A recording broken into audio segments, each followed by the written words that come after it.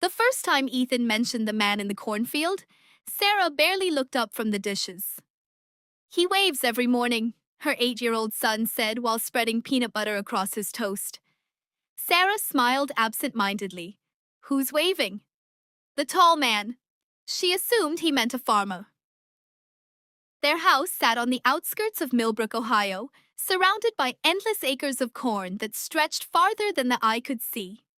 During summer, the stalks grew taller than any person, creating green walls that whispered every time the wind rolled through them. Local farmers worked from sunrise until evening. Seeing someone out there wasn't unusual. "What does he look like?" she asked. Ethan shrugged. "He's really skinny." Kids imagine things all the time. She thought nothing of it. Over the next week, Ethan mentioned him almost every day. The tall man smiled today.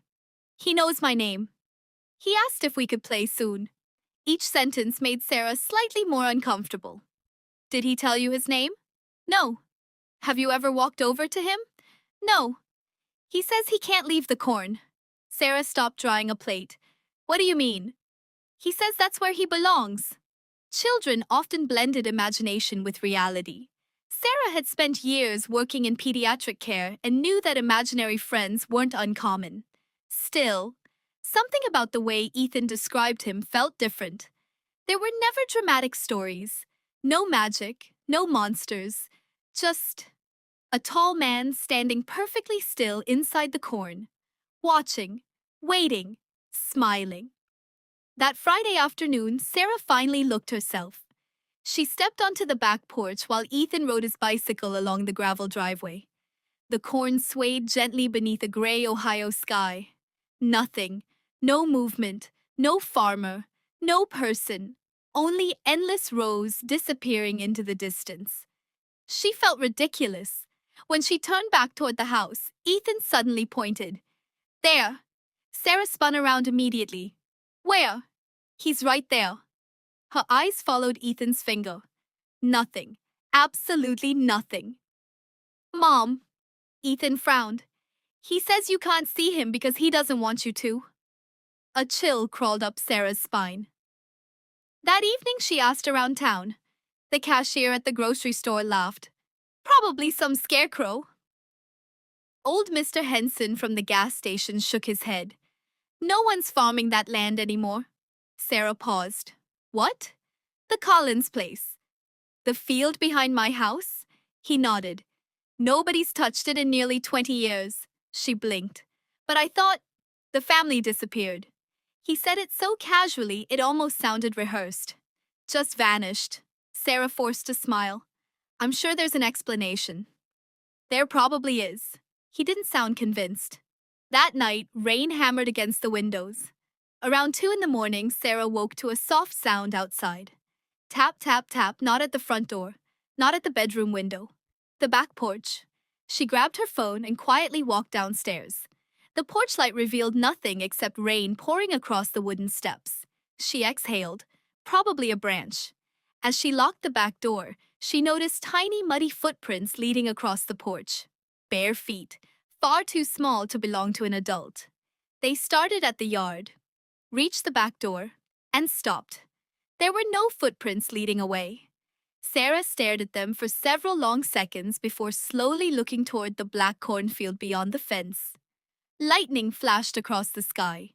For less than a heartbeat, she could have sworn someone was standing between the rows, completely motionless, waiting. Sarah froze. Another flash of lightning split the sky. The figure was gone. She stepped onto the porch despite the rain, her pulse pounding in her ears.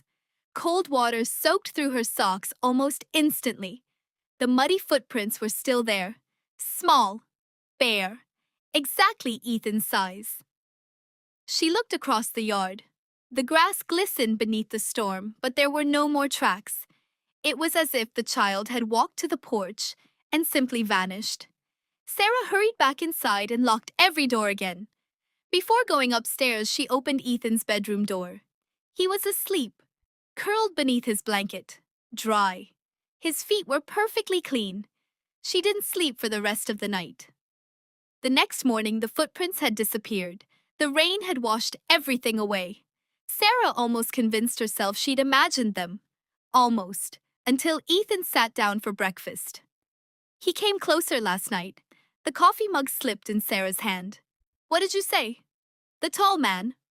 Ethan poured cereal as calmly as if he were talking about school. He stood by the porch. Sarah forced herself to stay calm. How do you know that? I heard him. What did he say? He asked why you were afraid. Her stomach tightened. Ethan, have you been going outside at night? No. Promise me. I promise. He looked genuinely confused. Then he added quietly, he doesn't like when you lock the doors. Sarah called the sheriff's office later that afternoon. Deputy Mark Jensen arrived 20 minutes later. He walked the edge of the property with Sarah while Ethan stayed inside watching television. No footprints, Mark said. No broken fence. No signs anyone's been here. I know how this sounds, he nodded. Kids imagine things. I know. But Ethan has never been like this. Mark smiled politely. If it helps, I'll drive by tonight. Sarah thanked him. She didn't mention the figure she'd seen during the lightning. She wasn't even sure she'd really seen it. That evening, Ethan refused to close the curtains. He wants to see inside. Sarah immediately pulled them shut. No, Ethan sighed. He says that's rude. Sarah knelt beside him. Listen to me carefully. There is no man in the corn. There is nobody out there. Ethan stared at her for several seconds. Then he whispered, that's not what he said. At 11:48 p.m., Deputy Jensen's patrol car rolled slowly past the house. Sarah watched from the living room window. The headlights swept across the cornfield. Nothing. The deputy gave a short wave and continued down the road. She finally relaxed. Maybe this nightmare was ending. Then, every porch light went out. Not just hers. Every house she could see in the distance suddenly went dark. The entire road disappeared into blackness. A second later, her phone lost signal. The Wi-Fi died. The television shut off. Silence. Complete silence. Even the crickets had stopped. Sarah felt her heartbeat pounding inside her chest. Then Ethan spoke from behind her. Mom? His voice trembled. Don't look at the field. Sarah turned anyway. The moon slipped out from behind the clouds. For just a moment, she could see hundreds of rows of corn stretching into the darkness. And standing perfectly still between them. Not one figure. Dozens. Tall. Thin. Motionless. All facing the house. None of them moved. None of them blinked.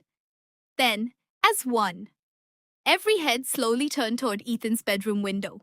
Sarah grabbed her son without thinking and pulled him away from the glass. Outside, something knocked 3 times against the back door. Slow, deliberate.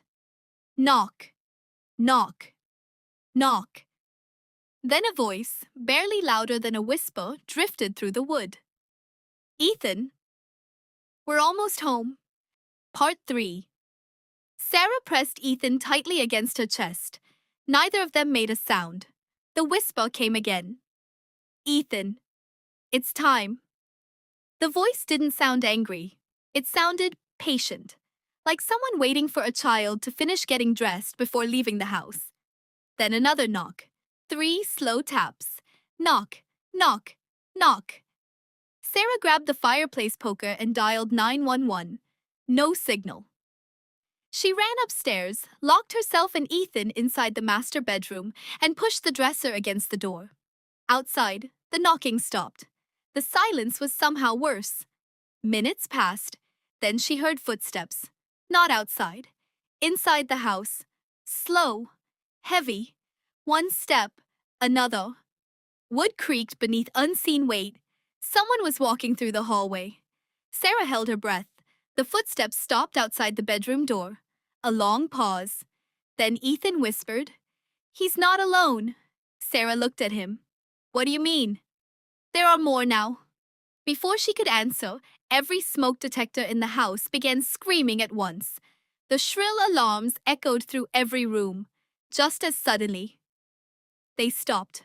Silence returned. Sarah slowly looked through the bedroom window toward the backyard. The corn wasn't moving. There was no wind.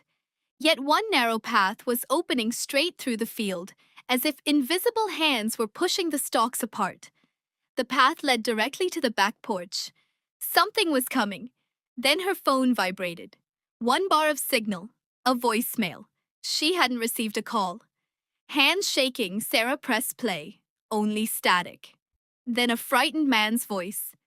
If anyone hears this, don't let the children answer when they call their names. That's how they find the house.